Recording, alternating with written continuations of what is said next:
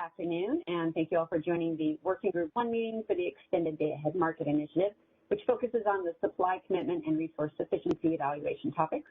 This is Christina Osborne, representing ISO Stakeholder Affairs Group, and I'll be providing support for the meeting. And then Mark Richardson is back, and he will be facilitating the discussion, so welcome back, Mark. So for today's agenda, we have James Friedrich from the ISO, who will continue his presentation on how convergence bidding works in the existing day-ahead market. And then James and George Angelides from the ISO will present a high-level RUC design for EDAM. And then at the end of the meeting, Bob Kotz, who is described for this working group, will summarize the discussion, and then Mark will review the topics for Wednesday's meeting. And we also have Phil Pettengill on the line, who is the coordinator of the EDAM working groups, and he's here to provide support. So just a couple of meeting reminders. These working groups are intended to be collaborative, so feel free to raise your hand at any time if you have a question or want to share your perspectives. And once your line has been unmuted, please start by stating your name and affiliation. And we are recording the meeting, and we'll post the video file out on the corresponding working group webpage, where you'll find the other materials related to these working group meetings. And the recordings and any other related transcriptions should not be reprinted without the ISO's permission. And then if you have an interest in presenting at an upcoming working group meeting, please submit your request using the inquiry link located on the resources slide at the end of the presentation, and the ISO will reach out to you to coordinate the logistics. So with that, I'm going to go ahead and turn the meeting over to Mark to review the meeting objectives. Thank you, Christina. Can you hear me, everyone? Can you hear me? Yes. Yes, thank you. All right. Well, good afternoon, team. Sorry I missed last week's meeting, but I am glad to hear the group was able to continue some discussions on failure consequences, which I understand there's still a lot of work to be had there. So we will continue those discussions potentially this Wednesday, depending on how today goes, and look forward to continuing to make progress in that space. Also, last Friday, as I understand it, there was an overview of RUC, and we started talking about convergence bidding.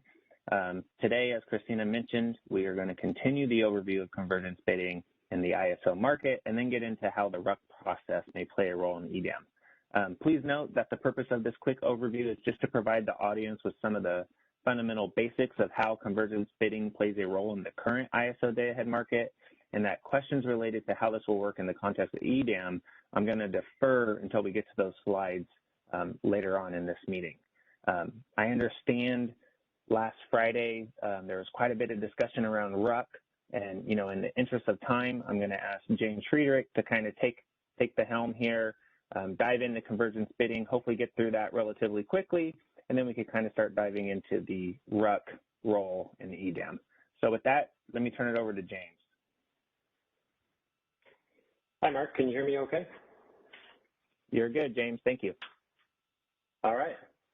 Well, thanks for having me back. So we did get through, I think, maybe 3 slides of this deck, but I'll go through this on Friday. So I'll go through the first couple of slides pretty quickly, just so, I'm not repeating myself for those that were on the call last week. But essentially where we started was that the CAISO allows both financial and physical participation in its day-ahead market.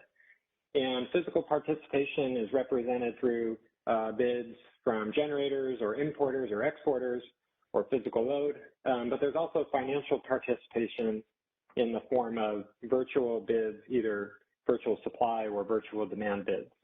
Next slide. So the convergence bids or virtual bids, we use them synonymously, represent the financial participation in the market. We reviewed last week that a virtual demand bid at a specific location represents a bid to buy energy at the day-ahead price and then liquidate, or in this case, sell the energy at the 15-minute price. So to the extent that the day-ahead price is less expensive than the real-time price, then virtual demand is profitable. In the ISM, the virtual demand bids are seen as equivalent to price-sensitive demand. And then for virtual supply, it's the exact opposite, where someone bidding virtual supply at a specific location is bidding to sell energy at the day-ahead price at that location and then liquidate, or in this case, buy back the energy at the 15-minute price. So virtual supply is profitable when the day-ahead price is greater than the 15-minute price.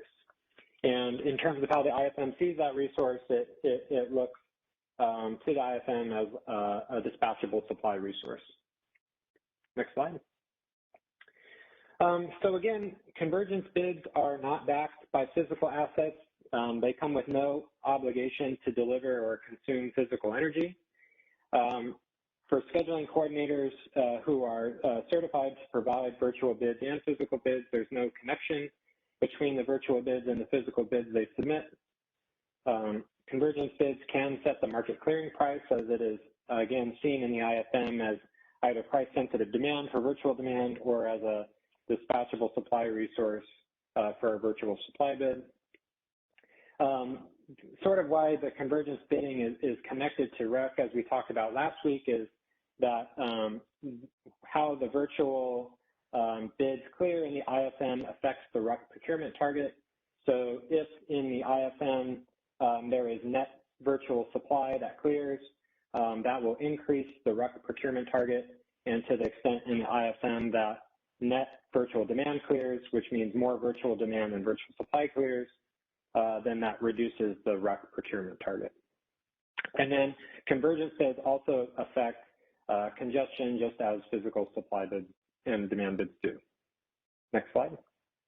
Okay, so here's where we left off last week.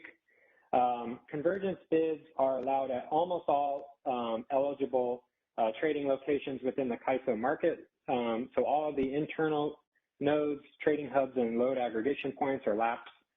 You can submit virtual supply or demand bids. Virtual or convergence bids are not currently allowed at intertie scheduling points, so there's no virtual bidding enabled on the CAISO border. Convergence bids are all at internal nodes are also subject to position limits, so there are limits at each location for how much, the quantity of virtual bids that can be bid for at each location. Convergence bids are only relevant to energy bids. There is no convergence bidding that represents ancillary service bids or imbalance reserve bids or REC bids. So virtual bids only applies to energy. And a virtual bid is only, in the CAISO market, physical suppliers have multiple types of bids that they provide. They provide an energy bid. They also provide startup and minimum load bids.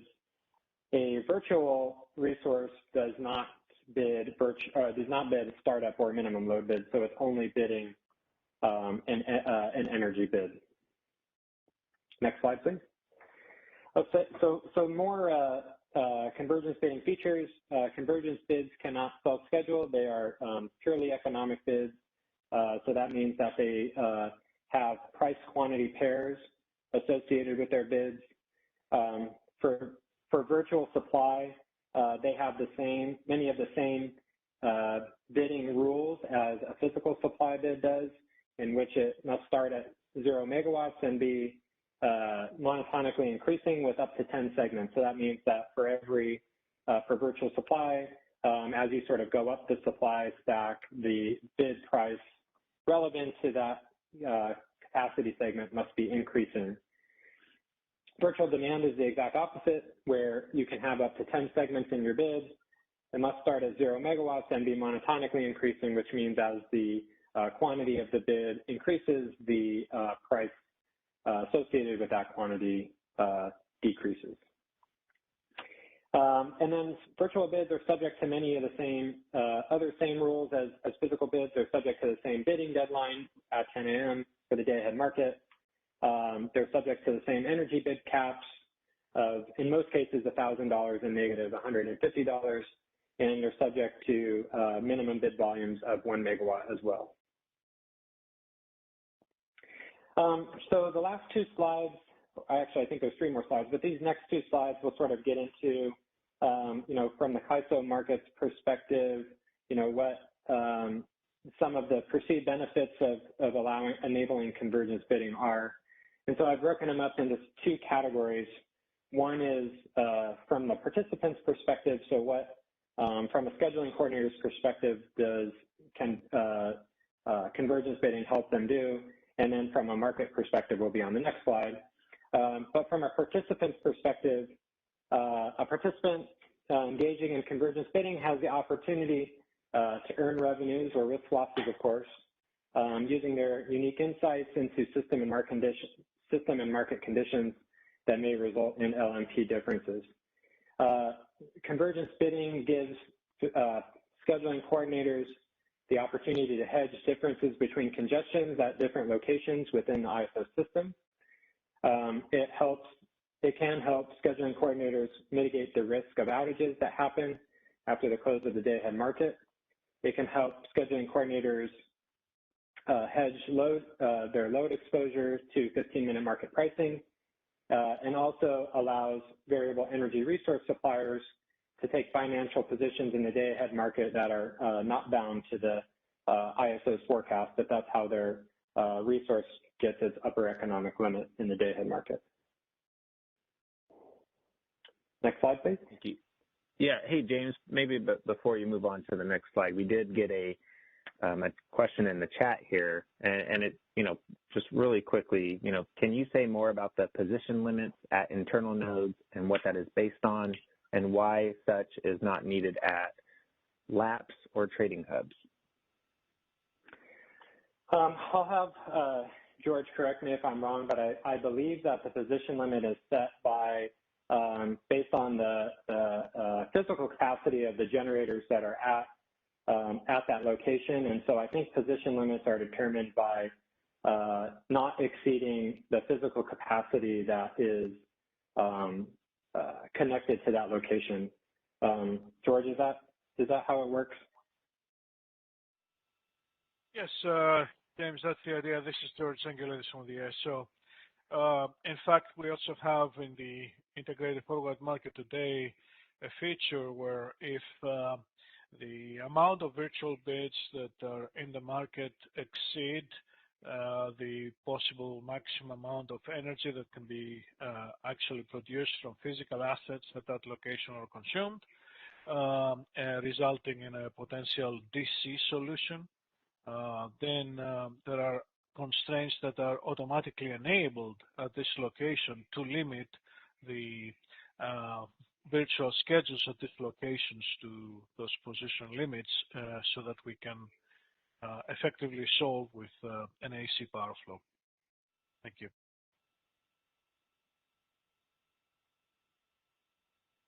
All right. Thank you, George and James. That is the only question we had in the chat. I do not see any hands raised at this point. Oh, I do see one. Michelle Quito from the CPUC. Hey, James, this is Michelle Quito from the CPUC. Can you explain how it can mitigate the risk of an outage that happens after the close of the day-ahead market? Sure. So the idea that I have in mind is you have let's say, 100 megawatt resource, and for some reason, the scheduling coordinator believes that for their resource, there's some probability risk that in the real-time market, they're going to be on outage.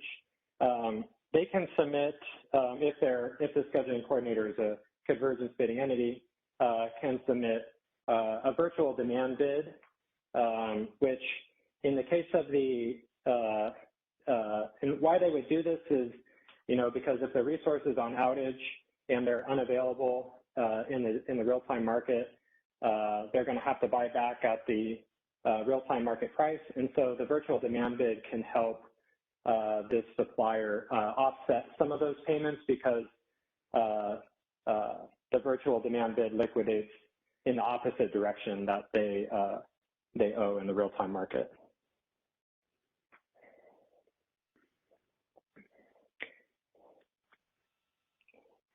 Okay. Right. If there's a demand for some examples, I can help point out in the. I think there's a spot in the BPM, and I can shoot it to you in an email that describes the situation I just talked about in more detail. Oh, that would be great. Thank you. Okay. Mm-hmm. And James, I'll actually work with Christina on including that reference. Maybe we'll include it in the summary doc or something like that, so everyone has the benefit of looking at that as well. Okay. And now that I'm thinking about it, I actually think it comes from not the BPM, but from a convergence bidding training that the ISO did a few years ago. For the record, we'll make that publicly available. Okay.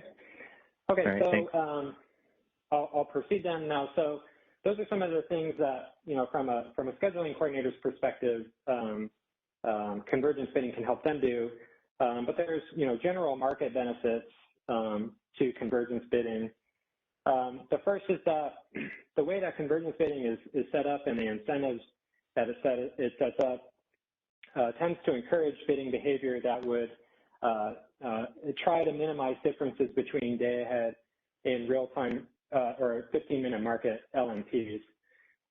Why that's important is because having prices between day-ahead and the 15-minute market converge will reduce incentives for either under or over scheduling physical demand in the day-ahead market.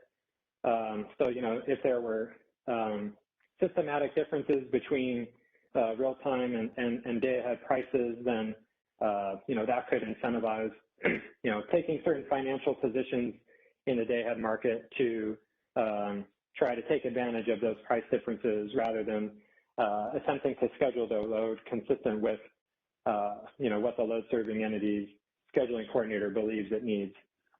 From a market perspective, convergence bidding increases market liquidity, which is a fancy way of just saying you have more bids at a specific location, means that for some change in quantity of clearing could result in a lot smaller changes in price, where if you have a less liquid market, you could have large price swings that are created by very small quantity changes. And then convergence bidding is thought to decrease potential for the exercise of market power, where to the extent that a physical resource at a specific location tried to withhold supply in an attempt to exercise market power, then a virtual bidder could come in at that location and attempt to sort of undercut that withholding physical supplier at that location. And then overall, the thought is that convergence bidding should tend to lower costs and improve grid operations from more efficient day-ahead schedules and commitments because the virtual bidders have the opportunity to converge results between the day-ahead and real-time market, and therefore the day-ahead results are thought to be closer aligned with what is to be expected in the next day's real-time market. And then this last slide is just some additional information that today CAISO will perform dynamic credit checks when convergence bidding entities are submitting bids, which essentially means that, we monitor the amount of liability that a convergence bidding entity is putting themselves under through their bids and making sure that they have posted credit sufficient to meet their liabilities. There is a process by which CAISO certifies convergence bidding entities, and that information can be found in our scheduling coordinator certification BPM. And it's also important to note that the CAISO has the authority in its tariff to suspend or limit convergence bids if it needs to. In fact, it did temporarily suspend convergence bidding during the August 2020 events based on issues that were going on in RUC. And so it has exercised this ability in the past, and so it's important to clarify that. And I think that might be all for convergence bidding. Thank you, James. I appreciate you walking through that quickly there, and a lot of good information. I do want to note, for the audience that there will be a few examples that include virtual bidding in the coming slides. And maybe, as the ISO team walks through these examples, I encourage the entities and Western EIM entities to think about these concepts and think, I think it'd be great to hear your perspectives on applying virtual bidding at the BAA level is what I believe the intent would be, as you join EIM and what your thoughts and perspectives are on that. James, I don't know if it's going to you or George next. I know you guys are going to be working together on the next slide deck. But with that, I think if I don't see any more questions, maybe I'll pause here for a second, see if there's any questions before we move on. I do see another question in the chat, James. Can you say more about why an entity would use convergence bidding to head congestion risks versus CRRs?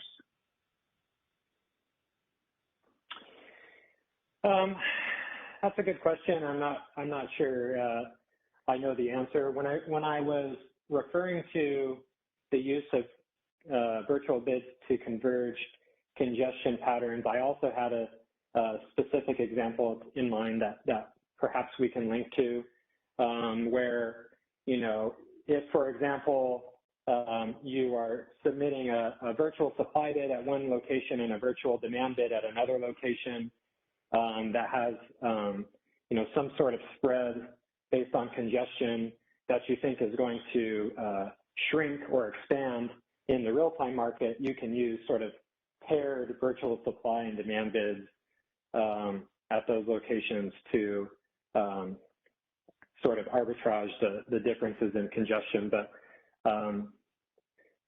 I wonder if George has anything else to add to that.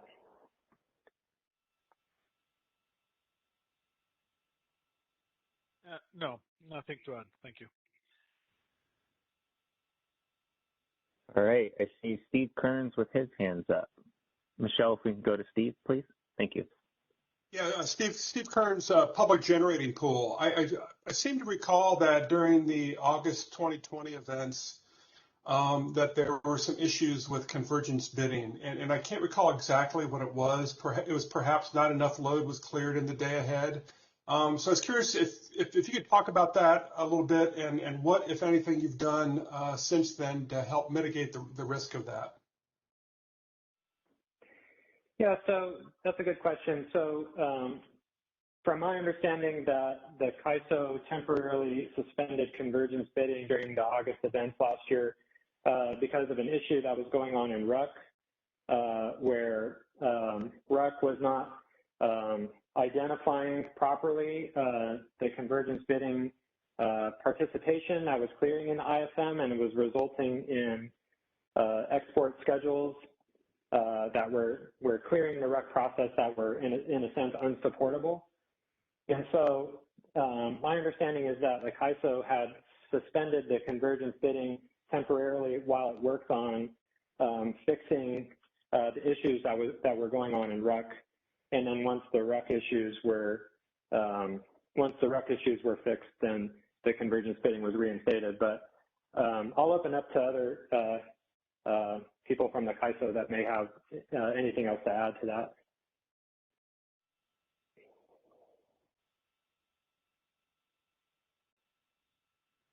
All right. Is there anyone from the ISO that would like to add to that, or did James appropriately capture that in his response? All right. I'll take silence as bliss. Hopefully that answered your question, Steve, and I'm sure there's some documentation written up on that event that we can go back and reference if need be. Yeah, right. I would refer anyone interested in that to both the CAISO and the DMM's autopsy of the August and September events of 2020. There's reports from both entities on that. Actually, the CAISO's report is a joint report with the CPUC and the CEC. Thank you, James. Mm-hmm. All right. Well, Christina, I think we're good to jump over to the other presentation and start taking a look how RUC and virtual bidding in the context of EDAM may play a role. Okay, so George is going to share a presentation. So you want me to start with James then? The examples? Or George? George will go first. Okay, so George, you have, so go ahead. Yeah.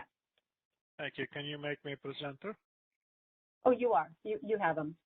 Go ahead and pull them up. You have presenting rights, George. Yep. Thank you. Good afternoon, everyone. Let me share my presentation.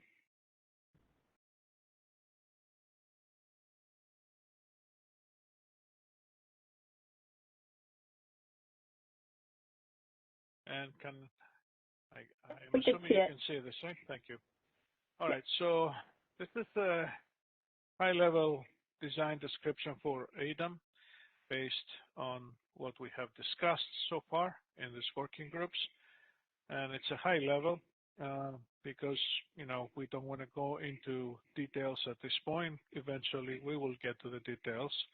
At this point, we just want to see how everything comes together, everything that we have discussed in the working groups. And, we're going to focus on RAC, but let's see the whole thing before we go into RAC. So first, let's discuss a little bit about the timeline, make sure we're all on the same page in this. So we said that we have a scheduled resource efficiency evaluation run at 9 a.m. That will be advisory. So at that point, we need to have the information about transfers available, and in particular the bucket 1 transfers that resource efficiency evaluation will use. And also the other data is, of course, the bids, which are not financially binding at that point at 9 a.m. So we will use what we have in the system, and there's still 1 hour to revise the bids, and the demand forecast also available at 9 a.m. So the advisory RSC will determine any potential shortfalls during the day. And if there are no shortfalls, then the test passes. Otherwise, you will know where, which hour, what shortfall needs to be cured. And then there is about 1 hour until we close the market at 10 o'clock to cure the problem. And to facilitate this process, we freeze any outages, we freeze the forecast, we freeze the transfer, so all the information is known as it was at its state at 9 a.m. The only thing that could be revised is the bids. And this is the mechanism that participants have to potentially reply to any shortfalls that are posted from the advisory RSC. So at 10 o'clock, we close the markets. So anything that is in by that time in terms of bids, that's the final set of bids that the market will consider. And we will use these bids also in the final resource efficiency evaluation that will execute at 10 o'clock. And that will determine, again, the final shortfalls. And will also calculate the greenhouse gas attribution reference to be used in the market. This is based on our latest proposal, according to which the resource efficiency evaluation is going to be a full optimization problem for HPAA with frozen transfers. And accept transmission constraints as we have said in the past. Now, we also intend to make the resource efficiency evaluation application an on-demand application for EDAM entities that they want to check their supply sufficiency at other times than 9 a.m. They can do it before that or after that, after they revise their bids to make sure that they will pass the final RSC. I want to set up expectations for this. For performance reasons, we won't have it completely open so that you can check anytime you want. We'll probably have to work out some restrictions, maybe twice an hour or something like that. We'll work on that. But it will be sufficient for the purpose of having this application available on demand. Once the results from the final resource efficiency evaluation are available, then we're going through the pass sequence in EDAM. So the first pass you can consider it to be the final resource efficiency evaluation. Then we run the MPM pass, the market power mitigation pass for IFM. So that's a trial run for IFM, but we're using the submitted energy bids, and after that run, we perform market power mitigation, so potentially we mitigate those energy bids, and then we proceed with the mitigated bids now to run the IFM pass. And that's the pass that calculates the energy schedules, imbalance reserve and ancillary services awards, the greenhouse gas attributions, and the day-ahead prices that will be used for energy settlement and ancillary services settlement, and imbalance reserve and greenhouse gas attribution settlement. So this is essentially the core of the market, right? When we get the results from IFM, now we're going into RAC, and for reasons that we'll discuss here, we have to perform another market power mitigation pass for RAC. In RAC, we are only considering reliability capacity bids. So that market power mitigation pass is going to examine, after we have the solution, whether we need to mitigate reliability capacity bids. Similar to what the MPM pass for IFM is, but it's much simpler because it's only for the reliability capacity bids.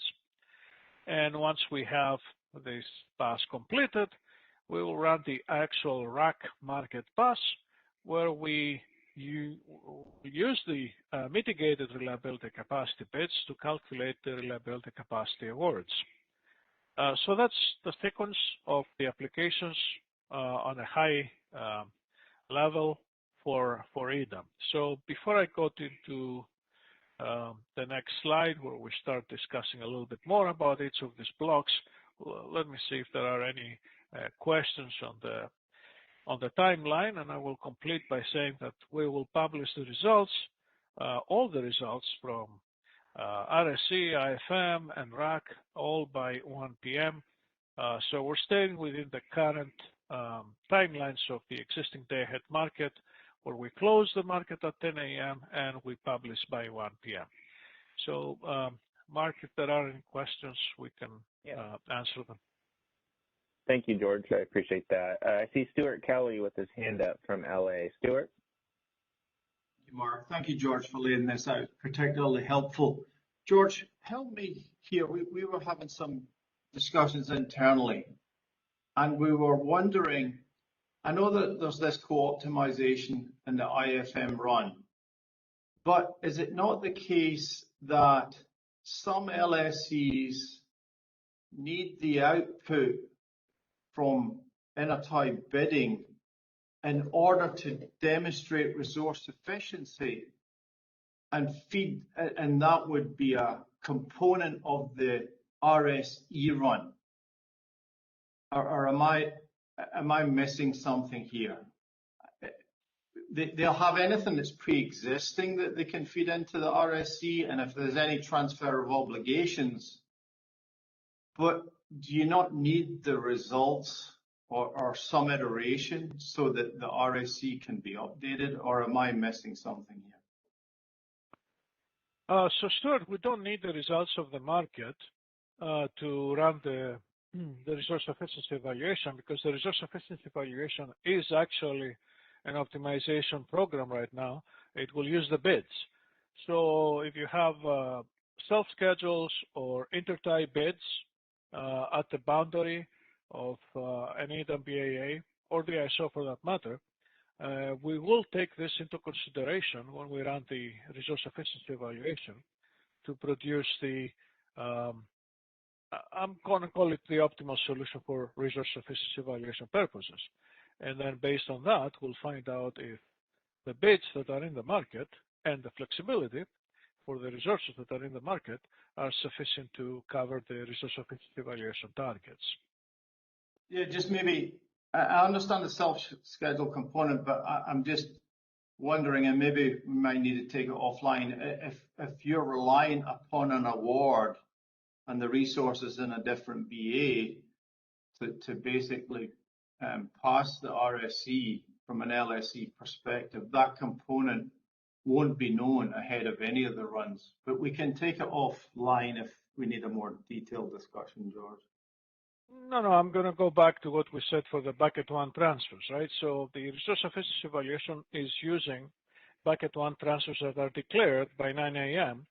And this is exactly what you mean when an LSC or whoever participant is having some bilateral arrangement to provide energy or capacity to another BAA for resource efficiency evaluation purposes. This is captured as a bucket 1 transfer between those two BAAs, and the resource efficiency evaluation for a specific BAA, essentially what it does, it transfers RSC requirements from the BAA or the receiving BAA to the sending BAA, and then it performs the RSC for those BAAs. So you don't need to have the results of the market, right?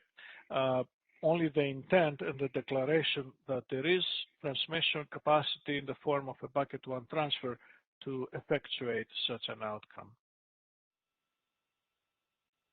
Okay, I wouldn't belabor this, but I need to think about that, because even if the transmission's there exactly as you described it, it's almost like, in my mind, you need the results of any bid and award and to fully complete the circle, but that's probably my understanding. I'll take it offline and email you, George. Thank you. Sure. Yeah, Stuart, please send that to me, actually, and then I'll work with George and we'll provide that answer to the entire audience just so everyone's on the same page. Thank you. Let's go to Carrie Bentley. Hi, Carrie Bentley with the Western Power Trading Forum. I apologize if I missed a meeting where this was talked about, but what is the MPM RUC run? That makes it sound like it's a local market power mitigation energy, but I don't understand what you mean with the capacity bids. I mean, if you need to point me back to a previous working group presentation, please do so.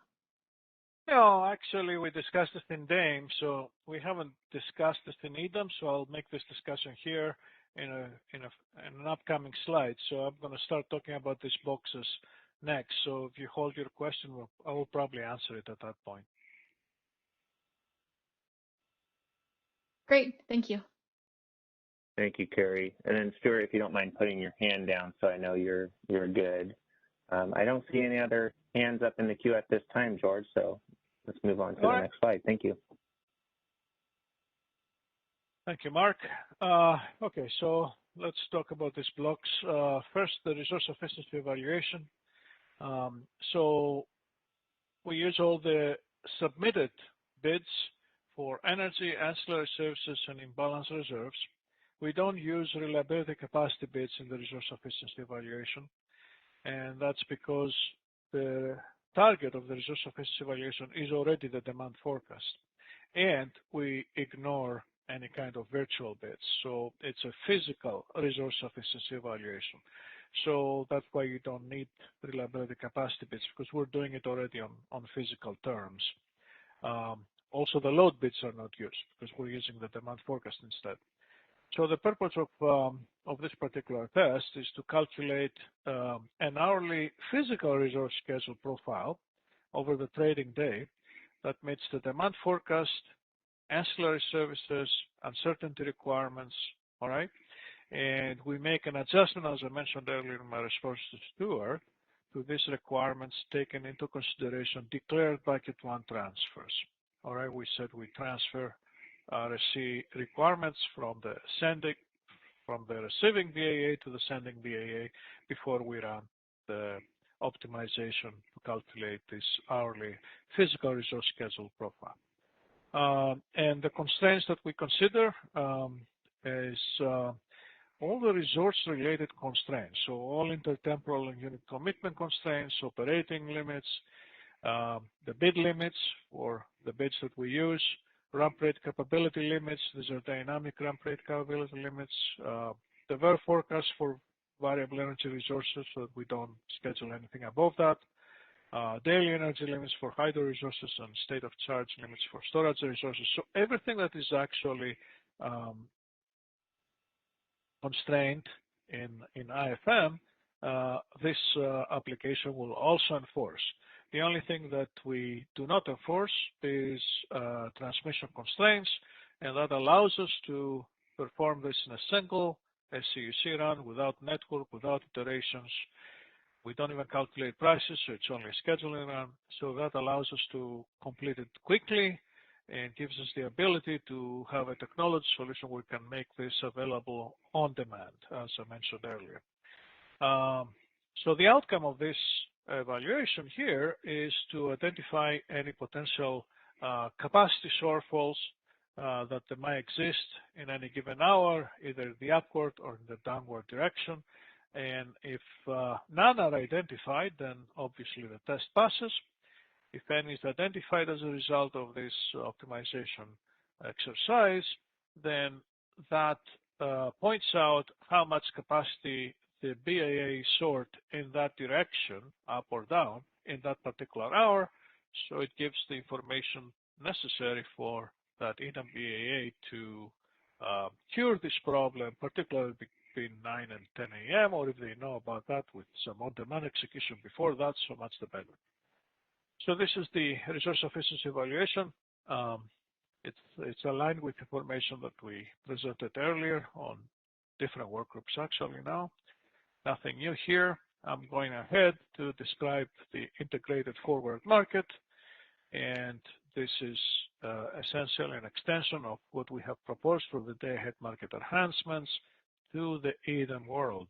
So the integrated forward market, it uses now mitigated resource energy bids, and these are the energy bids that we're going to mitigate in the NPM passage. I will talk next, but I need to describe the IFM first, a little bit out of sequence.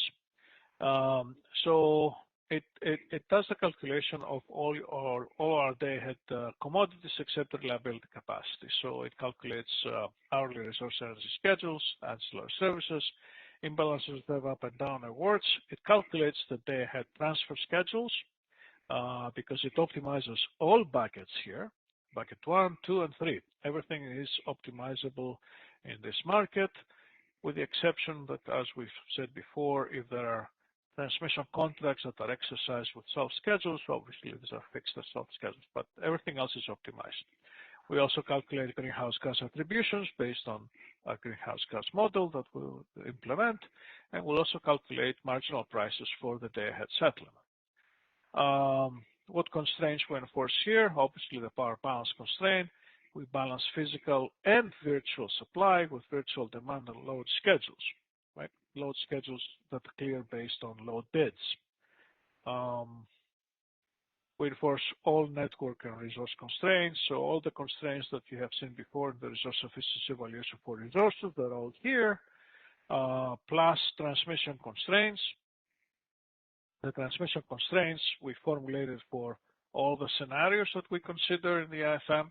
We have a base scenario, we have an imbalance reserve up and an imbalance reserve down deployment scenario where we actually deploy the imbalance reserves that we procure, but it's all done simultaneously here. Every commodity is co-optimized. And we also enforce contingency constraints and scheduling limits, which are limits on our interties, either intertie scheduling limits or intertie transmission corridor limits, and also the scheduling limits on transfers. So it's the whole market set of constraints. And in addition, something that we mentioned earlier in our discussion for convergence bidding, we also have what we call nodal constraints, which are conditionally activated if in our iterations of the security constraint unit commitment with the network applications, we find out that the power flow cannot solve as an AC, in which case it reverts to DC. So we have a DC solution, we enforce nodal constraints that limit virtual schedules at the locations to what is physically possible in the network, so that we're maintaining some parallel with the actual physical transmission network capability to allow us to solve with an AC power flow. So that's our integrated forward market. I believe there is no surprise here. These are discussions we had in DAME, but let me see if there are any specific questions. And again, this is a high level. We don't go to details at this point in time. Mark, are there any questions on this? Yeah. Thank you, George. I have Tong Wu from WAPA. Yeah. Hey, George. Hey, this is Tong Wu from WAPA. Hey, George. I understand that Ancillary Service will not be optimized. Basically, non-ISO EDAM BA would simply provide ancillary services so that that capacity can be taken off from the top of these generators, so that capacity Yes. won't be used for other purpose. But for imbalance reserve capacity, do you require non-ISO EDAM BA to submit imbalance reserve bids or submit quantities? Yes, good question, Tom. And let me comment a little bit on the ancillary services. So yes, as we said before, for the ISO-BA, we'll be doing a full optimization of these commodities, including the ancillary services. For EDAM BAs, we said on day one to reduce the burden of initial implementation. We will not perform co-optimization of ancillary services with the other commodities. So we will leverage the existing functionality that we have today in our market to self-provide ancillary services. So these EDAM BAs could self-provide ancillary services to meet their ancillary service requirements, and we will not optimize that. And but we will take it into account in the resource efficiency evaluation. It's important to actually submit both the requirement and the ancillary service of provision so that we perform an accurate resource efficiency evaluation that essentially guarantees or tests the complete sufficiency in all these commodities. For imbalance reserves, we don't really require imbalance reserve bids, but I don't think the market will work properly if there aren't any. I mean, there is a requirement for its EDAM BAA to pass the resource efficiency evaluation test to bring enough resource capacity and flexibility in the market to meet all the requirements. And among these requirements is uncertainty requirements. And the only way to fulfill your requirement to meet your uncertainty is either by providing sufficient imbalance reserve bids or arranging bucket one imbalance reserve transfers from another BAA. These are the two mechanisms, and to a certain degree, we do expect a full participation in imbalance reserve from EDAM BAAs, and there is also a payment for that. The services will receive a marginal price for the service that they provide. It's an availability payment. Does this answer your question, Tom? Yeah, kind of. So, George, do you expect a non-ISO EDAM BAA to actually submit a capacity bid for imbalance reserve to pass the RSE, or that's part of the energy bid? Is there a specific capacity bid in addition to the energy bid for imbalance reserve? Yes, there's a specific bid for imbalance reserve. It's a capacity bid. It's a capacity availability bid.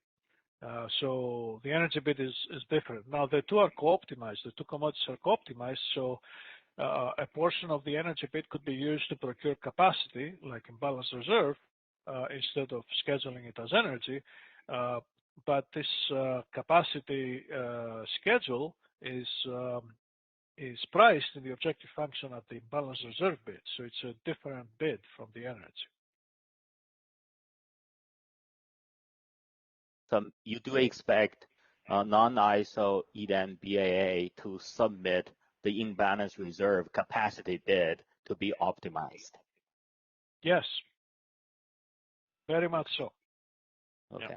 So there is co-optimization. It's just the conventional spin and non-spin are not co-optimized, but imbalance reserve you could consider as ancillary services or not ancillary services, but that capacity product will be co-optimized. All right, and that's why I didn't lump imbalance reserve to ancillary services. I consider it a different product. We consider it a ramping product, and similar to EIM, right? In EIM, we do optimize flexible ramp with energy, even for EIM BAAs. So it's a straightforward extension here to EDAM. So then in RSE, that would be part of a RSE requirement. So a party could fail RNC not because of the energy bid, but because of the imbalance reserve. So you would have to set up a imbalance reserve requirement for each EDAM BAA, and they will need to meet that requirement. Correct. In the previous slide that I had the blocks, one of the inputs that goes to the resource sufficiency evaluation is the uncertainty requirements. And that's what we're saying here. You have to meet your demand forecast plus uncertainty. So that's it adds to your demand forecast. You have to hit all the targets, right? You have to hit the up target and the down target. I just have a thought. Hey, Tom. Yeah. I'm sorry, there's several others in the queue, and I understand this is all good stuff. I will come back to you, though. Good questions, and George, thanks for fielding those. Yeah, thanks, George. Let me go to Christine Monahan from SRP. Hi, I just have a quick couple of questions on this slide and then the previous slide too. I just was wondering, the previous slide, it was talking about the intertemporal constraints as one of the items for the RSC. Are you anticipating using all intertemporal constraints or just some of them? I know we had talked about minimizing or selecting which ones were the most important, and I wasn't sure if that was decided yet. Thanks for the question, Christina. So we tried to do this at an earlier time when we first presented. We tried to enforce some of these constraints. The feedback that we got is that, these constraints are important to me. Don't try to simplify the problem by leaving them out. So just to make it easy for everyone, we'll enforce all of them. Everything that is enforced in IFM, it will also be enforced in the resource sufficiency evaluation so that we don't have any kind of question that the resource sufficiency evaluation may be inaccurate because we leave this constraint out or that constraint. So all of them are enforced. The only thing that we leave out is transmission constraints for the reasons that I explained. Okay, thank you. The second question I had was for the daily energy limits. It specifically says hydro resources, and I was curious if that would also include other limits such as emissions or fuel or non-hydro. Yes. So our software doesn't really limit this feature to hydro resources. It's obvious that this feature is really designed to address the water management limitations that hydro resources have. But in general, it could address other resources that they have some energy limitations that could be driven by, fuel availability perhaps, or, emissions, as you say. We do have other mechanisms to handle emissions too. And these constraints are usually also handled at a longer term, beyond the trading day, weeks and months and even a year. And this is all what you come down to say, for this day, this is my quota, and I don't want to go over my quota. So it's open, this feature, to be used for other resource types that they have similar energy limitations over the day. So hydro resources are the obvious choice, but we don't limit it to that. Okay, thank you. Would you consider, sorry, I think I got cut off. Would you consider also having an option for specifying fuel constraints, or would it just be in the form of energy and you'd have to make an estimate to convert the fuel usage to energy? I'm sorry, I didn't hear that well. What kind of constraints you were referring to? For fuel-related constraints, would you have an option to just directly submit the fuel constraint, or would it be something you would convert to energy?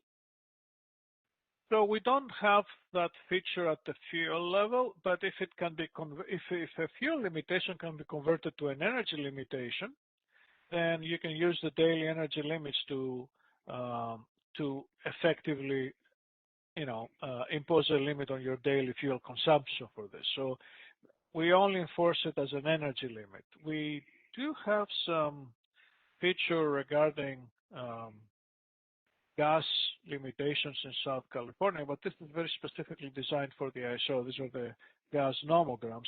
Our day-ahead market today does have a specific constraint for that, but it's really specialized. It's for the California resources that are having aggregate gas constraints. So in the general case, what I will say is that if you have some fuel limitation, then you can translate that with coefficients, obviously, to energy limitation over the day, and then you're welcome to use those daily energy limits to get a solution from the IFM that does not violate your gas restrictions or whatever fuel restrictions you want to reflect into them.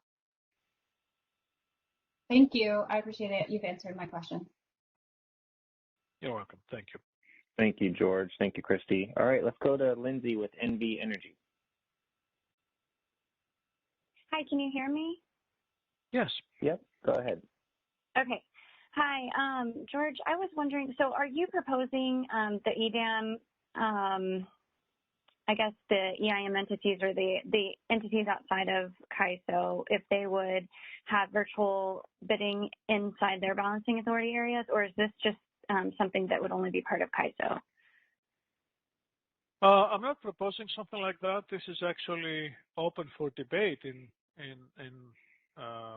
work group 2, I believe. And we're just saying that our system today supports virtual bids, supports converges bids for the ISO BAA. And if the result of the discussion in work group 2, or generally these work groups for the design of EDAM, points in the direction that we should support virtual bids for EDAM BAAs, our software can do it. So it's really an item that needs to be discussed and decided here. From a technology standpoint, we don't have a problem with it. Okay, I was just trying to understand if that's what was being proposed here. Thank you. And Lindsay, if you don't mind, I don't mean to put you on a spot, but to the extent you can work with some of your counterparties offline on that very topic to see what, the outside world's perspective is in that context, that'd be great. And, feel free to coordinate with me on, bringing that back to this meeting or, something, if we have to set up an additional meeting, we can do that. But, that's kind of what the ISO team is looking for is, what is the temperature out there for existing entities on having virtual bidding being part of EDAM. Okay. All right. Thank you. I can work with you. Thanks. I appreciate it. All right, let's go to Jeff Nelson from SCE. Good afternoon, Jeff Nelson, SC. Can you hear me okay? Yes, go ahead, Jeff. Yeah, this question has to do with how is RUC going to work for the other EDAM balancing authorities? Is there going to be a separate RUC by each balancing authority? And then I have some sort of follow-on questions. Jeff, can you hold your questions until I have the chance to talk about RUC? It's coming up. Sure. Okay, I'll hold the RUC one. But another question, it looks like you're assuming that the day-ahead market enhancements are a done deal. There's still a lot of discussion going on how that's going to work. So I just want to put a pin in that anything you're talking about DAME enhancements, those need to be in italics or question marked. That's not resolved yet. Thanks. Understood. And we had this discussion before, Jeff. I have to base it somewhere. So yes, this is my assumption. And you're right. There's some elements of the day-ahead market enhancements that are still under debate. George, actually, all of day-ahead market enhancements, potentially RSC, and even RUC, all interplay together. I mean, there's frameworks where you don't need RSC, you don't need the day-ahead market enhancements, and you do everything in RUC. So, not the uncertainty. I mean, let's don't go into the DAME debate, right? RUC, depending on how RUC is designed. So again, I think everything needs to be as this is a potential framework. This is not the done design. But I'll let you keep going. Thank you. Thank you, Jeff. And all right. George, did we want to go back to Tong to see if he had a follow-up question on your earlier discussion, or would you like to move to the next slide and maybe I'll ask Tong to hold his question until after we get through those points? I think if it's brief, let's have Tong all right. state his question. I think it's probably the best time now. All right, thank you. All right, Tong, go ahead. You're on mute on your side, Tong. Hi, can you hear me? Yes. Yeah, this is Tong Wu from WAPA. I have some initial thoughts. I think it's better to have the imbalance reserve and rock up, rock down combined in rock, because these are uncertainties after IFM. So that you would reduce the chance for everybody to fail in IFM. You still capture the need for addressing uncertainties. And also, these there might be redundant kind of or double counting of the uncertainties between the IR and the rock up and rock down. And also, you may be able to give other control balancing authority areas a chance to cure it, because it's not done deal at IFM yet. There's still many hours before real time. And since ISO is only the BA for ISO, there are other control areas.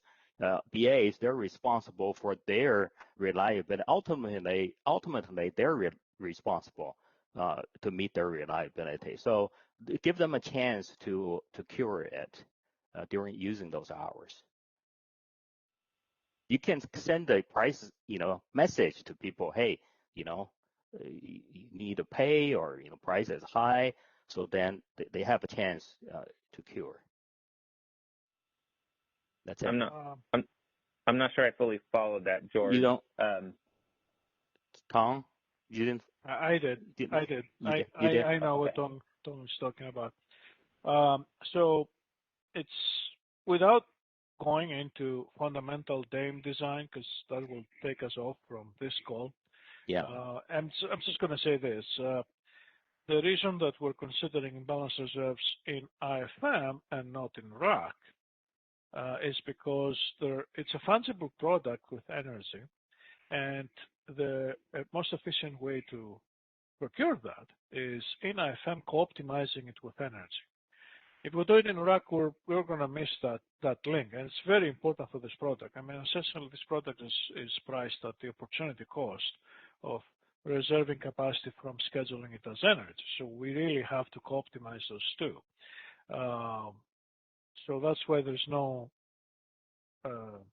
thought in my mind why it should not be in RAC. And I'll probably remind you, in a very early time, we even fold RAC into IFM. We try to do it all in one market run, exactly for this efficiency that this co-optimization provides. But then we realized we're probably targeting too much efficiency, and the physical aspect of RAC started interfering with the financial market in IFM. So we kept them separate, but the imbalance reserve belongs in IFM to be co-optimized with energy. Okay? I understand, George. It's not an easy decision. It's just you have to pick. It's not. It took us several years to get to that. Yeah. I still like the idea of combining the two, but I know there might be some minor technical difficulties that it derailed it. But no, it was beyond technical. Okay. All right. Thank you, serious. George. Thank you. All right, thank you. George, before you move on, I did see Justin Thompson's hand pop up from APS. So let me go to Justin first, and then we're going to move on to slide 5 in the interest of time. Go ahead, Justin. Sure. Hello, George and others. Thanks for the good presentation today. I really appreciate it. Just would quickly like to advocate for some kind of daily energy limits for gas resources besides just hydro resources. We have a finite gas transport capability for our resources, and that can be exhausted very quickly. Also, not only do we have a limited gas transport capability that's limited by hour, we also have a limited commodity supply on any given day. So we can go from a $3 gas price as an example to $6 once we burn 1 MMBTU above our limit. So we just need some method to be able to manage that risk or that exposure. I'll send Mark some written comments to just kind of summarize our position, but it's something we've talked about over the last couple of years on this EDAM design. It's just having some mechanism to be able to manage those limits. Yeah, I'd appreciate that, Thank Justin. you. And I do know, I'm working with. Go ahead, George. Yeah, it's basically the answer that I gave earlier, that if you could convert those limits to a daily energy limit, so if your limitations on this gas could be expressed as a daily energy limit, then you're welcome to use this constraint that, as I said, it was originally designed for hydro resources, but it can be used for any resource that has any kind of energy limitation, in this case driven by gas limitation. So you could use that. Yeah, that would be very helpful. I think right now that's not available to use. We'd like to be able to use it today, but anyway, just I'll send some comments to Mark right now. Thank you. Yeah, today it's not available because we only have a day-ahead market for the ISO BAA. So we certainly intend to make it available for all EDAM BAAs in EDAM. So. Perfect. Thank you. And Tom, if you wouldn't mind lowering your hand, I'd appreciate it. Fantastic. You beat me to it. All right, George, slide 5. Thank you. Thank you. Thank you, Mark. All right, so a little bit out of sequence, let me state what the market power mitigation is for the IFM, which is run before the IFM. I just had to describe what IFM was so that I can go to this slide, because essentially the MPM for IFM is like a trial IFM pass. So it's the same as the IFM, okay? But we're using the submitted resource energy bids instead of the mitigated bids that could be used potentially in the IFM run. So everything's the same. It's like a trial pass. And after we have the results of this MPM pass, we perform market power mitigation. There are 2 levels, if you wish, or 2 different approaches that are performed for market power mitigation. One is the local market power mitigation, and this should be very well known to everyone here because this is also, we do it in EIM, and it's for transmission constraints that are binding in the MPM solution. So any transmission constraint that is binding, we perform what we call a dynamic competitive path assessment, which another way of saying we calculate the resource supply index based on the 3 largest pivotal suppliers. That's also referred to as RSI3. And the result of this exercise is to determine whether that binding transmission constraint is competitive or uncompetitive in mitigating it. Okay, uncompetitive means that there is not sufficient supply counterflow on it, and we are obligated to select these 3 largest pivotal suppliers or a pivotal supplier to resolve that constraint, which would give that supplier the potential for exercising market power because of its location on the grid. So that's why it's called local market power mitigation. The details of the local market power mitigation are in the business practice manual. I'm just covering the concept at a very high level here. Essentially, once we determine some constraint being uncompetitive, in the case now of EDAM, we have constraint that could be binding in the base scenario or in an imbalance reserve deployment scenario. We just check every constraint that is binding. And in the evaluation for the RSI3, we also consider virtual bids. So virtual bids, the same as physical bids, they're considered in the transmission congestion and in the local market power mitigation. Essentially, we don't distinguish between those 2, right? But mitigation is limited to physical resources, of course. We don't mitigate virtual bids. So what to mitigate? We find out the contributions to the marginal congestion component of the LMP for resources that are coming from these uncompetitive binding transmission constraints. We use shift factors for that, of course. This is physical flows. We add them up, and if we see that the net contribution is positive, it means that if the resource exercises its market power afforded by its location on the grid, they can increase the LMP at their location. And because the constraints are uncompetitive, they can increase the LMP without any bound, right? We need to get the energy from this resource, so we have to take it at any price. And that's the purpose of local market power mitigation, to identify the situations. And then the remedy is we mitigate those energy bids to their default energy bid or the higher of. But we only mitigate the bid above what we call the competitive LMP. And the competitive LMP is essentially all the components that do not come from these uncompetitive binding transmission constraints. So the rest of the LMP is the competitive LMP, and we mitigate the energy bid above that. So that's your local market power mitigation concept. It's exactly as we do it in EIM. The only difference here is we propose to make an enhancement. In EIM, we limit the mitigation to resources within the same BAA that the constraint resides. We ignore resources outside of the BAA.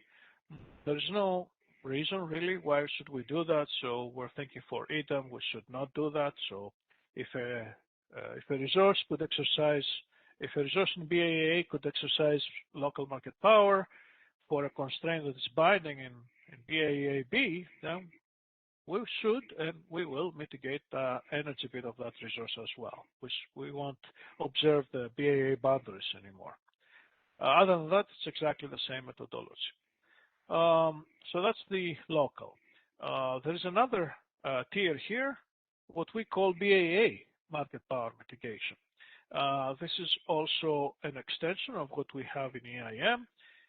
In EIM today, for EIM BAAs only, we have EIM BAA market power mitigation, which is triggered when the power balance constraint shadow price for that BAA is higher than the power balance constraint shadow price of the ISO, meaning there is import congestion getting from essentially from the ISO or other BAAs into that BAA, which now will pose the question whether that BAA, the resource, can competitively supply the demand in EIM.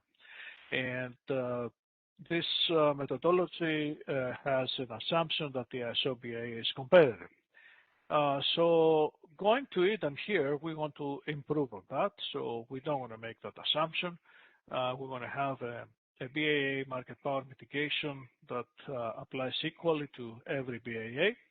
And we also want to make sure that we don't disadvantage a BAA in the case where it is part of a larger group of BAAs that separate together from other BAAs because of congestion on some greater interface, not really at the boundary only. So today, if two BAAs are separating from price-wise from the grid because of import along an interface that separates those two BAAs, those two really constitute a market as a group. Yet today in EIM, we test for market power mitigation one at a time. And that is disadvantageous because together as a group, since the transfer between them did not hit any scheduling limit, they operate as a group, they could pass the RSI-3, which says that it's competitive to meet the entire demand forecast for both of them. But if we perform the test individually, they may fail. And we want to improve on that. So only at a high level at this point, and this deserves more discussion, which will probably come back later. I'm sure we'll come back later and have a specific presentation on that. This BAA market power mitigation that we propose for EDAM will actually group BAAs. it will form group of BAAs, and we'll do this group hierarchically in descending order of the power balance constraints at the price. So highest price at the top, lowest price at the bottom. Essentially, the BAAs at the top, they're import constrained from everything below them. The BAAs at the bottom, they're export constrained to everything above. BAA groups in the middle, they're actually import constrained above and export constrained from below in the middle. So anyway, we'll have a hierarchical way we'll do this, and then we'll calculate the RSI3 to determine competitive conditions for these groups now, not for individual BAAs. So you get the benefit that if a BAA is joining a group, then you have a larger market, and you are more likely to have competitive conditions in meeting the scheduled load now. It's not demand forecast anymore, we're in IFM, so the scheduled load in the BAA group. And if the RSI comes below 1, which means that you don't have competitive conditions, then we will mitigate only the physical energy bits, of course, as I said before. And we'll do it here only for pivotal suppliers, not for every supplier. So only pivotal suppliers will see their physical energy bits mitigated. Again, we'll use a competitive energy price. We'll mitigate only above that competitive energy price. So I was very careful not calling it an LMP because it's not a locational price. It's like a marginal energy price. And that will be the total price of the power balance constraint of the group below that we find to be competitive, wherever that is. So that sets the competitive marginal energy price for this type of mitigation. So as I said earlier, we'll come back and provide a full presentation of the details of this approach. I just want to cover it at a high level now. Again, it's an extension of what we have in EIM, and with improvements and without the assumption that the ISO is a competitive BAA. So I know this is a lot, so if you have some clarifying questions, you can go ahead and ask them. Detailed questions, I will ask you to hold them until we actually have the chance to provide more details of this in a future presentation, specifically on MPM. Mark? Thank you, George. Yeah, so audience, if there's any questions, please raise your hand. I don't see any hands in the queue at this moment, but let's give it 5 seconds or so, George, before we move on. I probably stumped everybody up. Okay, that's a lot. Yeah, I think everyone's waiting to talk RUC, so okay, we'll get plenty of participation next. So I think we're good to move on, George. Thank you. Let's go to RUC. So we haven't had the chance to really talk about, I think I'm not a presenter anymore, or maybe I can try to share again somehow. Yeah, it looks like it jumped back to the previous slide. Christina, can you check with Michelle on presenting rights? Sorry about that, Michelle. Can you make George a presenter as well, or again? George, you're back to presenting. All right, just give me a second.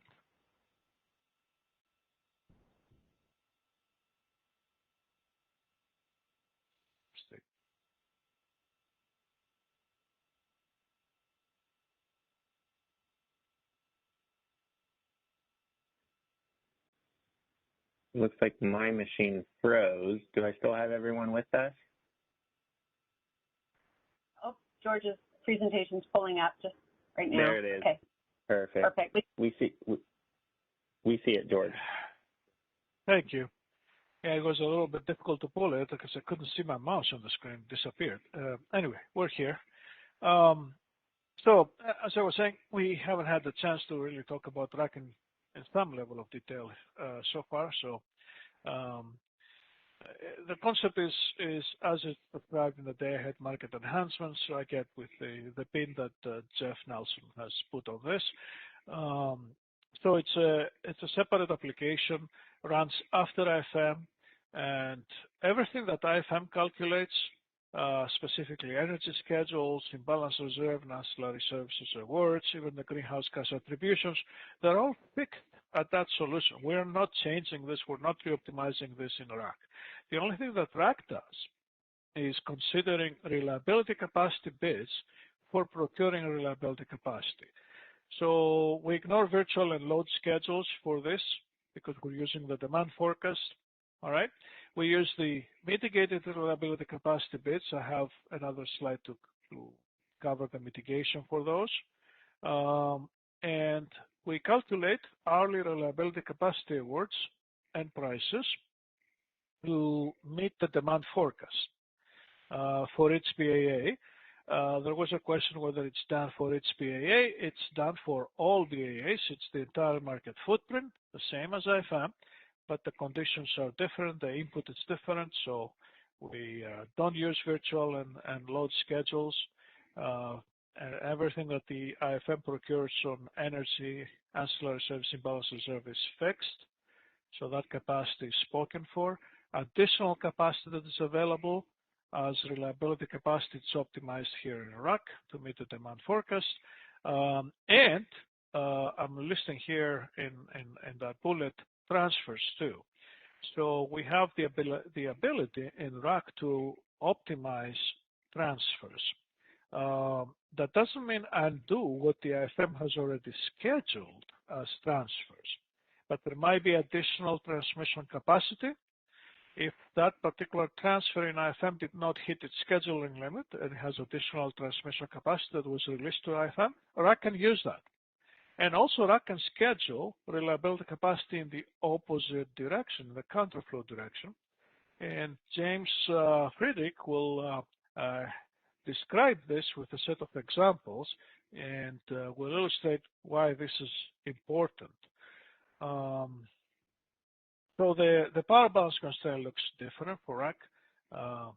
In IFM, we balance all supply, including virtual, with all demand, load bids, and virtual demand. Here, we use reliability capacity awards on top of the physical energy schedules to balance it with the demand forecast on the other side. So it's a little different.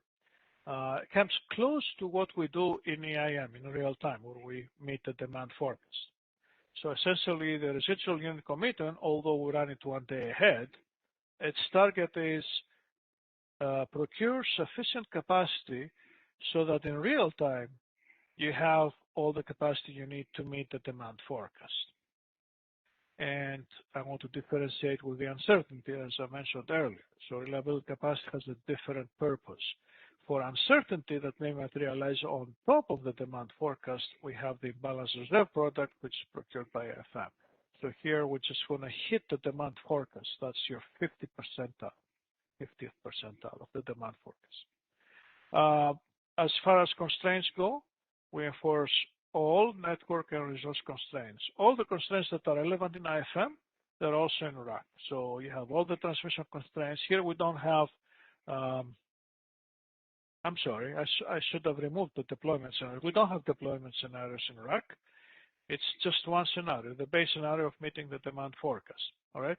We still have contingencies, so we still enforce contingencies. We still have scheduling limits. We still enforce those, but there are no deployment scenarios in RAC. That was my mistake in this slide. All intertemporal constraints, all right, and unit commitment constraints. However, we don't shut down resources that they were committed in IFM. So RAC will not shut down any resources that they were committed in IFM, but it can start additional resources, and it can perform MSG configuration transitions for multi-stage generators that could be either upward or downward. All right. So if we find them, if we find necessary to reduce the injection from resources that they were scheduled in IFM, we'll procure reliability capacity down to drive them to as low as they need to be, but we won't shut them down. And of course, we enforce all limits regarding to operating limits, regulation limits, and the limits that pertain to the ramp capabilities. So we want to have really a physical, feasible solution out of RAC that essentially tells us if the conditions do not change between day ahead and real time, going to real time, you can cover your demand forecast with all the reliability capacity that RAC procures. Okay. So I'm going to come back to RAC a little bit later. Let me take a, if I can go here, describe the market power mitigation that we talked about, the residual unit commitment. Why is this important? Because now it's a different market for RAC, and we're using reliability capacity bids. And it has transmission constraints. We have forced transmission constraints. So for the same reason that you mitigate energy bids in the IFM, because resources could be locationally advantaged because of these transmission constraints, that they could exercise their market power by inflating energy prices. So the same thing can happen here in RAC because of transmission constraints that could be uncompetitive. There's not sufficient reliability capacity to resolve them. You may have resources that could exercise their market power in RAC to inflate the reliability capacity price. So similar situation, and for that reason, this market power mitigation is doing exactly the same things that the market power mitigation for IFM does, but the focus is reliability capacity bids, not the energy. So again, you have the two variants of local market power, exactly the same test, exactly the same contributions. Now we're using the competitive RAC LMP, reliability capacity LMP, rather than before, so that's what changes. And then for the BA market power mitigation, it's exactly the same process. Okay. Now the RSI determines whether we can serve the demand forecast, not the scheduled load. So that's the only change.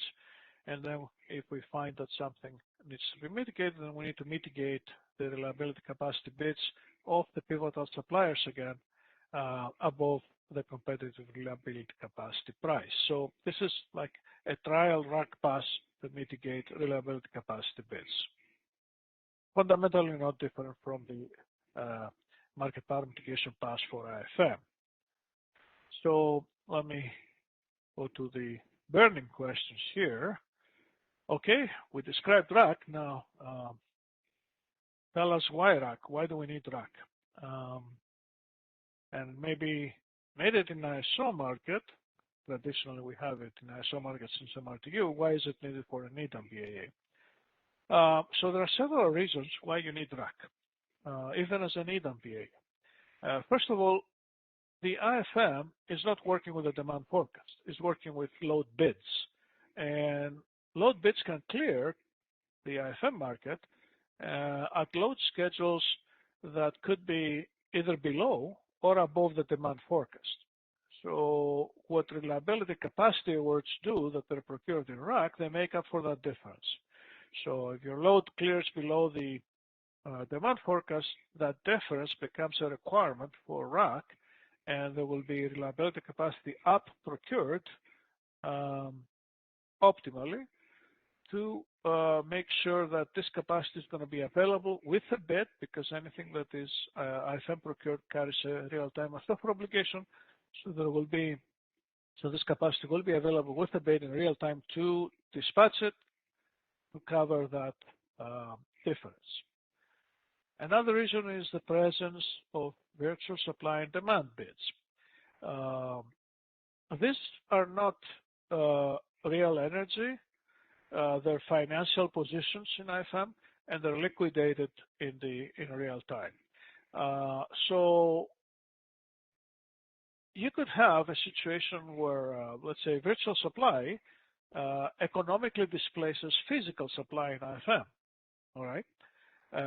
And because this virtual supply is not going to meet demand forecast in real time, the purpose of RAC is to procure reliability capacity awards to essentially substitute for net virtual supply that clears the IFM. So that's another reason that you need RAC to essentially substitute the virtual supply with physical supply in your market and in your BAA. And also very important is the unit commitment aspect of it, because you can say, I don't care for that. I'll go in real time. I have capacity. I'll have bids. Because I have a real time in EIM. I have a resource efficiency evaluation as well. I need to bring enough capacity with bids and flexibility to pass that test as an EIM BAA. So I'll do it in real time. I don't need to cover that in day ahead. There's a problem with that. And the problem is that long start resources, if they're not committed in the day ahead, they're not available in real time. You won't have them available. So that's another reason why you want to have RAC. You want to commit resources all the way from the day ahead so that you have that capacity available in real time. Otherwise, it will not be available. Also the master offer obligation that I mentioned earlier, make sure that you will have that capacity with a bid in real time. Even if it is not an issue of unit commitment, this capacity was made available in IFM, didn't clear IFM, there's nothing that says that this capacity is going to be available in RAC, in real time, with the exception, of course, of perhaps array resource for the ISO. But for the EDAM BAAs, there's no obligation. And another thing that RAC offers is that it has a longer time horizon than the IFM. Typically, we run it for 48 hours, sometimes 72 hours. So this gives you the ability in RAC to commit what we call extra long start resources. I believe these are the resources that they have 18-hour plus startup. And they cannot be efficiently committed or even not committed at all in IFM. So we rely on RAC with its longer time horizon to commit these resources for the day after, so that they will be there in the market the day after. I gave enough reasons why RAC is needed. Now the question is, okay, let's say I'm a BAA that I don't have extra long start resources. I will intend to self-schedule my load in the IFM to be equal with my demand forecast, so I don't have the first point is taken care of. There's no difference. I won't have virtual supplier demand bids, or maybe they will not clear the IFM. So check on all those three. Do I still need RAC? Yeah, it's still useful to have RAC. Why? Because you have the ability in RAC to schedule reliability capacity transfers, as I said, for any available capacity that is left over after the FM, or counter flow on it. And from the examples that James will present next, it will be clear why this feature is useful. And even from just a total market perspective, why not having the efficiency that any unused transmission capacity left over from IFM provides to procure this reliability capacity products, even if your BA does not need it, because let's say you check all these boxes, why not market any additional capacity for other BAA's needs, which RAC is going to do it optimally. If you intend to have that capacity available in real time anyway, let's say for your own needs, or for economic displacement reasons, and then you're not hurt by this real-time must offer obligation because you plan to be in real time anyway, why not making some revenue out of the day-ahead market by receiving a reliability capacity award for me? So we'll get back to this a little bit in this discussion after we have the chance to review some, to see the examples that James has put on. George, are you okay with me pausing you here? We have a few hands up. There might be some more questions because of this slide, so let me go back and have the questions, and then we'll go to the last slide. All right, thank you. All right, first let's go to Michelle Keto at the CPUC.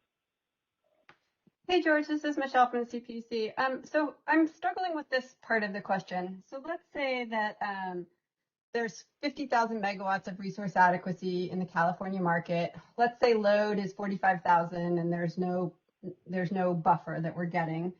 So let's say we have 5,000 megawatts extra, and let's say that that all bids into the RUC and gets a reliability capacity award for another balancing authority. So does that reliability capacity, does that now belong to the other balancing authority? And I guess two questions, one of which is, does it feed into their resource efficiency in the EIM space? And secondly, is the energy from those RA resources recallable in an emergency or if we need it? And not even in emergency. It's still economically decided in EIM.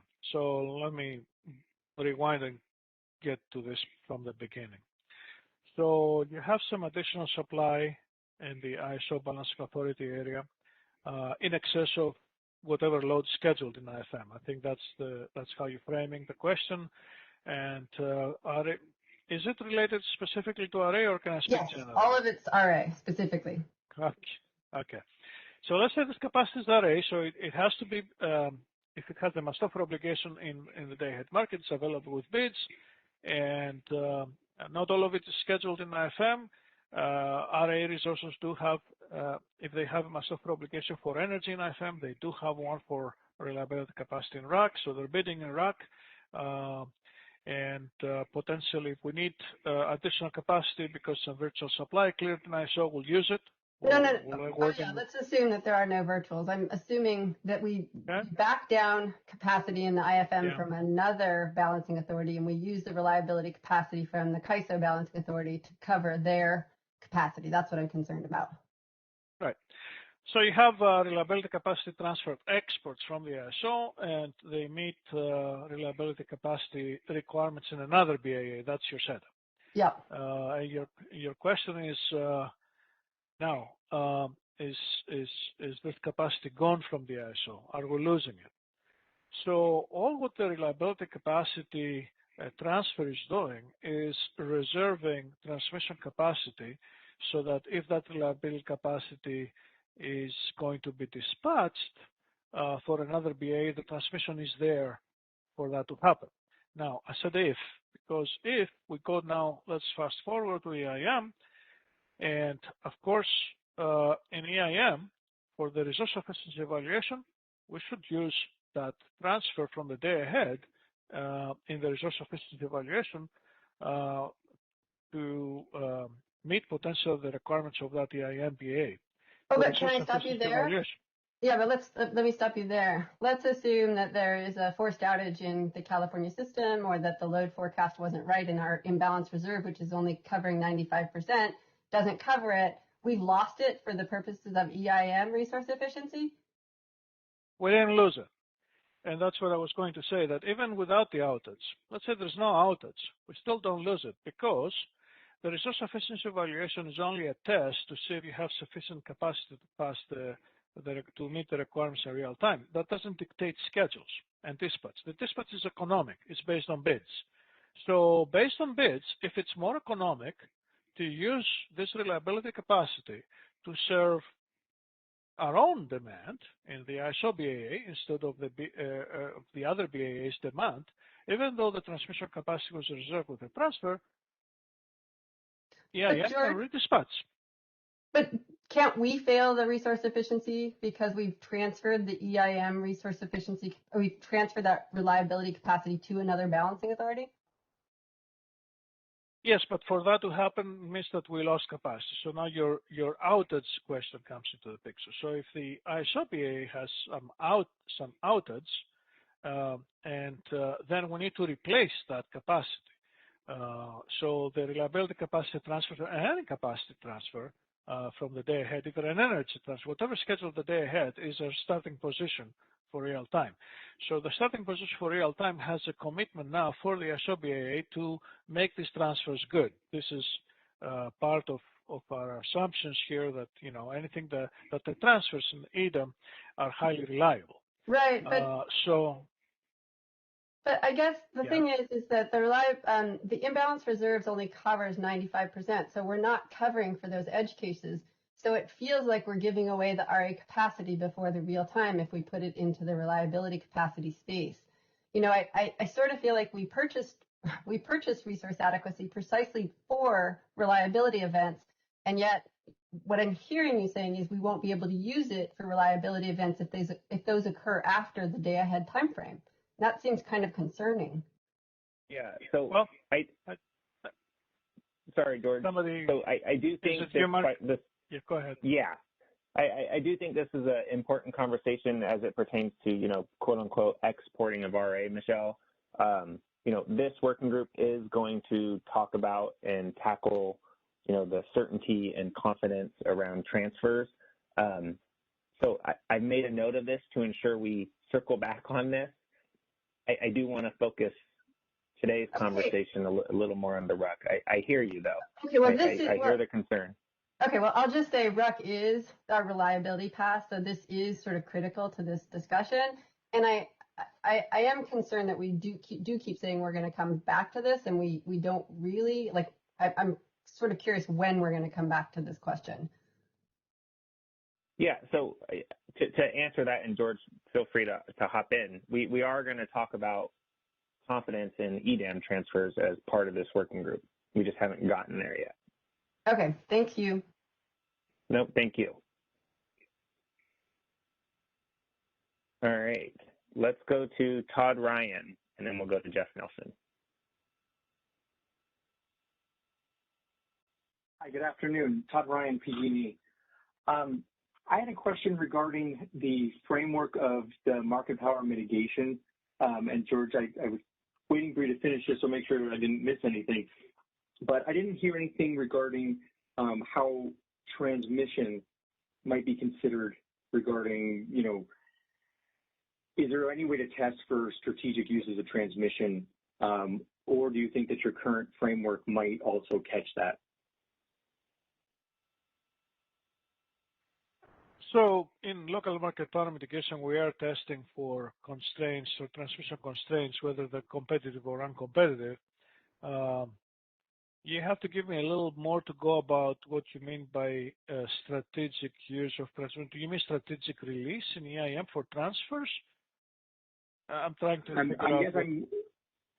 I'm worried about the potential for those that own generation and transmission to physically withhold bucket 2 or 3 transmission in order to increase, optimize over their whole portfolio of transmission and generation, and just whether you think that your detection via balancing area LMPs might be sufficient, or whether we need to consider other tests.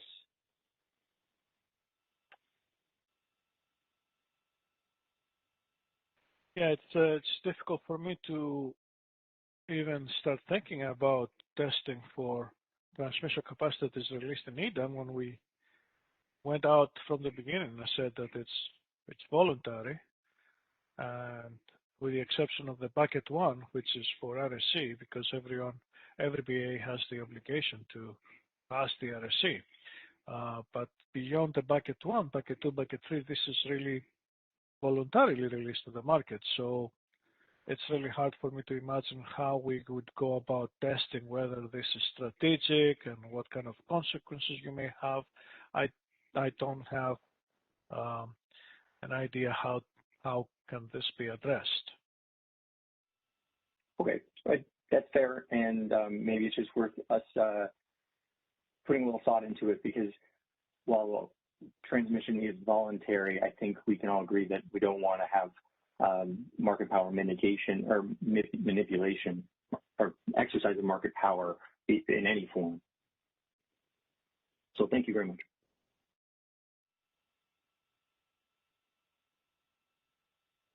All right, thank you, Todd. Let's go to Jeff Nelson at SE.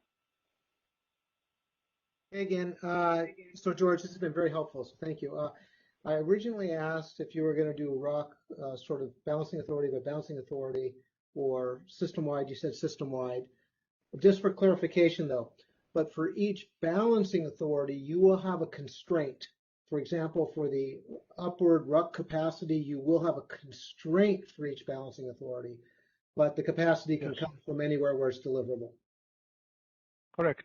Okay. The power balance equation in RAC is formulated for HPAA, and the only reason that you're doing it for the entire market footprint is to allow this optimal use of any leftover transmission as transfers to find the most efficient solution, which would then, of course, prompt the question what happens with the array capacity that's exported, and we have to answer Michelle's question. Oh, I'm not going there yet. Okay, so good. So kind of you are doing what I thought you were doing. Each balancing authority is going to have its own constraint. You're going to solve it. So that's good. Okay, so if you do wind up having one of these transfers because you're using it system-wide, it's got to be using some flavor of transmission. If it's bucket 3 transmission that it's using, is there a payment to the transmission provider at that time? Of course. So if there is additional capacity that was left over from IFM, all right, which means that transfer is still has capacity that RAC can use. And it's not only for bucket 3, it's also for bucket 2. For bucket 3, of course, it's straightforward, right? You use more, you pay more because there's a usage fee for it. For bucket 2, if it was not binding in IFM, there was no transfer revenue on it correct? But it could bind in RAC now because the available transmission capacity, whatever is left over, could be used, all of it. And then it will be binding in RAC. Now you have transfer revenue for the incremental amount, which will also be distributed based on what we have discussed in work group 2. Okay. Transfer revenue allocation. Okay, so it is sort of a price and paid market. So the RUC prices are going to have to make sure they collect not only to pay for the capacity, but to pay the transmission providers if it's binding. Right. Okay, and then my third question is, this is sequential to the RSE under this formulation, which you've described. So someone could fail the RSE and then come into RUC and buy a whole bunch of capacity, where after the fact, thanks to RUC, they pass RSE. So when's the RSE test done, before or after RUC? So based on the first slide that I showed the sequence, the RSE is done before we run the market, at the beginning. It's the first market run. And then we have IFM 2 passes, market power mitigation in the market, and then RAC 2 passes. So it's RAC is done at the end. So RAC is incremental to IFM. On the specific question, can you hold until I cover the material in the next slide? Because I start getting into that. Sure, great, thank you. Thank you, Jeff. All right, let's go to Paul Wood, and then in the interest of time, I'm going to have George cover his next slide, and then we'll probably have to save the RUC examples with transfers for this coming Wednesday. So Paul Wood from PacifiCorp, go ahead. Hey, thanks, Mark. Paul Wood from PacifiCorp. And I'm just trying to get my head around RUC. You know, outside the Cal ISO, this isn't something I'm familiar with, but I guess the last guy his question was kind of directed at where I was headed. If somebody fails the RSE advisory post, so before the final submission, can you use RUC to pass the RSE advisory before you post your final RSE? No. So the reliability capacity bids are not used in the resource efficiency evaluation. So you cannot submit more reliability capacity bids and hope to pass the test that was failed. You need more energy bids and more imbalanced reserve bids. These are the ones that are used in the resource efficiency evaluation. Okay. Thank you. All right. Thank you, George. All right, let's move on to the next slide, George, and then we'll pause again one last time for questions, and then we'll turn it over to Bob. Yeah, so we already have seen a few questions that, they basically start examining the relationship between the residual unit commitment and the resource efficiency evaluation. So I'm raising some questions here to provide some framing for discussion. So one question here is, let's say that the BAA passes the resource efficiency evaluation in EDAM. So one question may be, okay, I passed the resource efficiency evaluation. Do I still need RAC? And the answer is yes, because the resource efficiency evaluation made sure you have enough to meet your demand forecast and uncertainty, but you have to provide potential reliability capacity bids for that, which are not examined in the resource efficiency evaluation. For example, you may pass the test, okay, and you can still fail in RAC, by meaning you have a RAC power balance constraint violation. We couldn't meet the demand forecast in RAC simply because there was insufficient supply of reliability capacity bids, or transmission capacity on transfers. It was all booked. IFM had all import transfers constrained. There is no more capacity that could be used as a transfer to help from another BAA, and you didn't bid enough reliability capacity in your BAA, you won't be able to find a feasible solution in RAC. What does this mean? This means that you're going short in real time, right? You don't have all the capacity that you may need in real time to meet your demand forecast, so you have to make plans between day ahead and real time to cover that shortfall, okay? Potentially bid more units in real time, or start up units manually before real time if they're long start particularly, because the market cannot do that in real time, and have them with bids in real time to cover that shortfall that was identified now in the RAC solution. So RSC, you can see it being a test for having an IFM solution with that you don't lean on other BAAs. All right. And the RAC is a solution that prepares you for the real-time resource efficiency evaluation. So there's a little bit of dichotomy. They have different views, right? The IFM, the RSC in EDAM looks at the IFM, makes sure that you don't lean in IFM. The RAC looks at the potential real-time, make sure that you have all the capacity available to pass the RSC test so that you don't lean in real time. One may ask here, okay, so if this is the case that you may fail the RAC, can we test that in the EDAM RSC and include it in the requirements for the resource efficiency evaluation, make sure that this doesn't happen too, because we test everything else? And the answer is no, we cannot test it because the requirements for reliability capacity are unknown before we run IFM.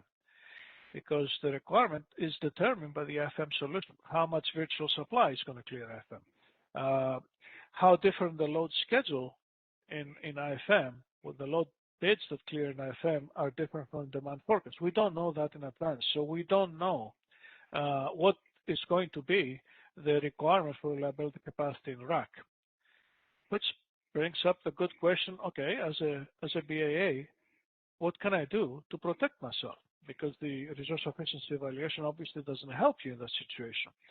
How much capacity do I need to bid in the market for reliability capacity, right, as a reliability capacity bid to make sure that I'm getting a feasible RAC solution at the end, right?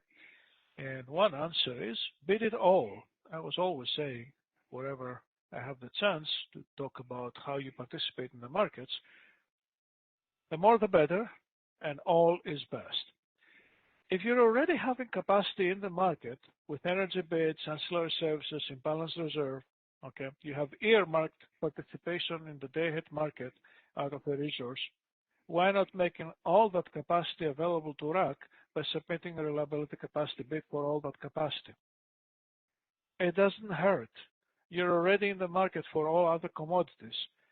When we run IFM, we'll take the best use of that capacity based on your bids in IFM. We'll clear the market in IFM. Now, if there is available capacity on that resource because it didn't clear the IFM, it was not competitive, we didn't need it, but you put it in the market, put it in the market also for RAC.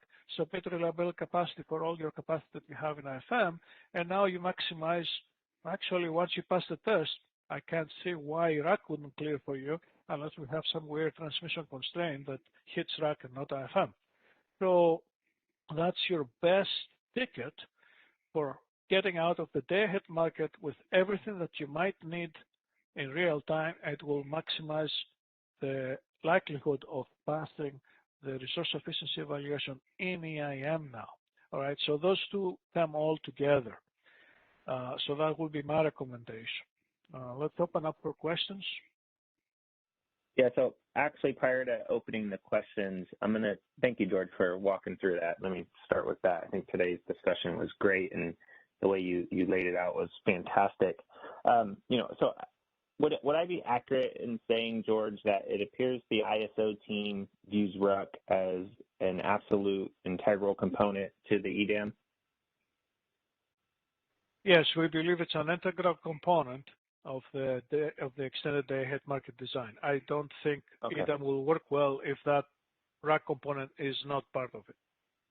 Okay, thank you. And that's kind of what I've gathered from watching you walk through these slides. So, my ask to the audience, and maybe come on Wednesday when we open up, I'll give a quick poll, is, I want to hear what the audience thinks and what other parties believe.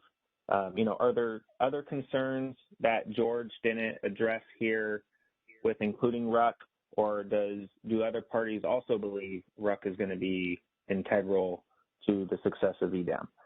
So I wanted to put that out there to give you guys opportunity to think about it.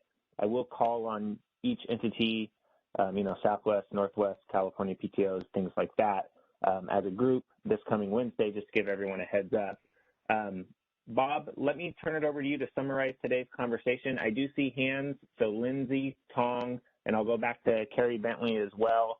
I'll start with those three on Wednesday, so I apologize not getting to your questions today, but let me turn it over to Bob for a quick summary, and on Wednesday we'll do a quick overview of this slide. We'll just bring this up to answer those three questions, dive into the RUC examples with transfers from James, and then potentially get into some of those failure consequences. So with that, Bob, go ahead and take it away. All right, thanks, Mark. Can you hear me okay? Yep, go ahead. Okay, good. Yeah, well, in this interest of time here, since we're at 3 p.m., I am just going to skip to cover the comments portion of this. Obviously, James covered slides on convergence bidding and all the aspects there to finish that presentation. The comments I heard there's some questions about how risk mitigation works, and I understand we have plans to provide some examples on those.